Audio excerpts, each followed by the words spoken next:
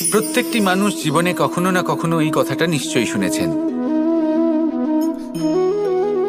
যে ভাগ্যের থেকে বেশি আর সময়ের পূর্বে কিছুই পাওয়া যায় না।